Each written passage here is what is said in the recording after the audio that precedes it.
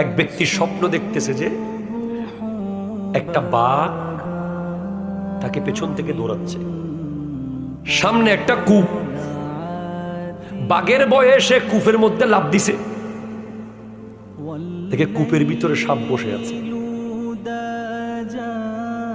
কূপ দিয়ে পড়তে পড়তে মাঝখানে সে একটা রশি পাইছে, ওটা ধরে ফেলছে। রশি পাওয়ার পর ওই রশি যেখানে ধরছে ঠিক সেই জায়গায় দেখে একটা মৌমাছির বাসা, মধু আর মধু।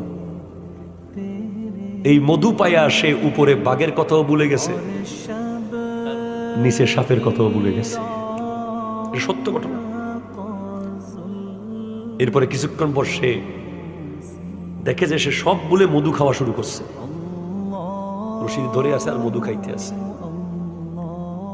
ইতিমধ্যে দেখে একটা সাদা ইঁদুর আর একটা কালো ইঁদুর এসে রশি কাটা শুরু করছে।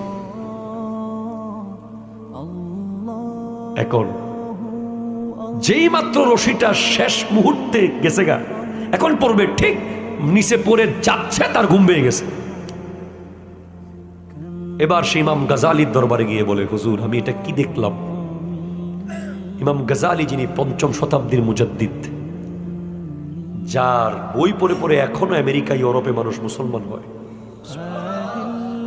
বিশ্ববিখ্যাত দার্শনিক, মুসলিম, মুসলমানদের গৌরব ইমাম গাজালি বলে, উপরে যে বাঘটা তোমাকে দৌড়াচ্ছিল সে ছিল আজরাইল আলাইহিস সালাম,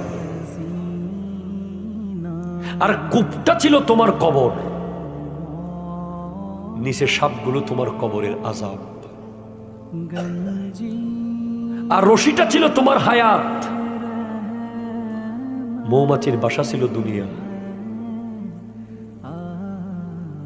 তুমি